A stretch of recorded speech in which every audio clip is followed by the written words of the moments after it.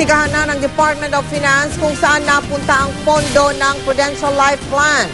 Maliban sa nasabing kumpanya, may 30 pang pre-need companies ang tinanggalan na rin ng lisensya para magbenta ng plans. Nakatutok si Bernadette Reyes. Kahit nagdadalang tao, napasugod si Flor sa opisina ng Prudential Life Plan sa Makati City. Umiyak daw ang kanyang kapatid na nasa Japan at plan holder ng nasabing pre-need company nang mabalita ang tigil na muna ang pagbayad sa plan holders. Umiiyak siya, nag-aalala kasi kumbaga, masamang kalooban niya. Ang nasayang nga po dahil wala rin naman akong napala. Daan-daang plan holders ang nagpupunta dito sa tanggapan ng Prudential Life Plan sa araw-araw. Pero kahit pa may hawak na tseke, hindi rin makukuha ang pera. Kaya naman payo ng conservator na nangangalaga sa kumpanya, dumalo na rin daw sa gaganapin ng public consultation sa Marso para maunawaan ang proseso. Ipinag-utos na ng Department of Finance sa Insurance Commission na atasan ng conservator ng Prudential Life Plans na busisiin ang account ng kumpanya para malaman kung saan napunta ang pondo.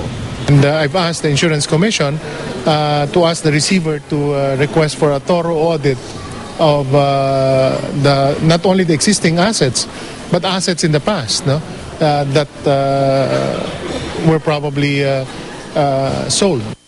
Sagot ng Prudential Life Plans, hindi naman daw mauuwi sa ganito kung hindi sila pinatigil na magbenta ng plan simula 2009. Meron bang kumpanya na pwede mag-survive na walang benta? Nag-isip naman kami ng rehab program after almost 3 years because we were not getting any support at that time from the SEC. Bukod sa Prudential Life Plans, may 30 pang pre-need companies ang tinanggalan na ng lisensya ng Insurance Commission para magbenta ng plan. Karamihan sa kanila, kulang na raw ang pondo para mabayaran ang lahat ng obligasyon sa plan holders. Kailangan pa raw kasi makakomply sa mga requirement ng 30 kumpanya bago makapagbenta ulit.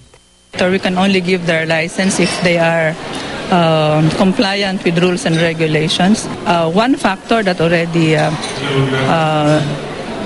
make us withdraw or did not grant their license is because of the deficiency in their trust funds. Kasalukuyan pa namin hinihinga ng statement ang mga naturang kumpanya. Sa programa ng Pre-Need Consciousness Week kanina, aminado ang Department of Finance na nahaharap sa pagsubok ngayon ang industriya. 21 kumpanya na lang ngayon ang pinapayagang magbenta ng plan.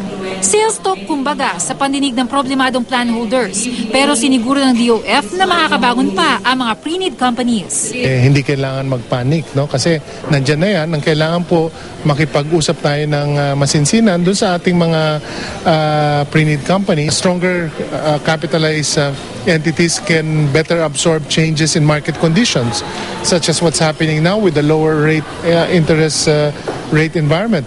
Bernadette Reyes, Nakatutok, 24 Oras.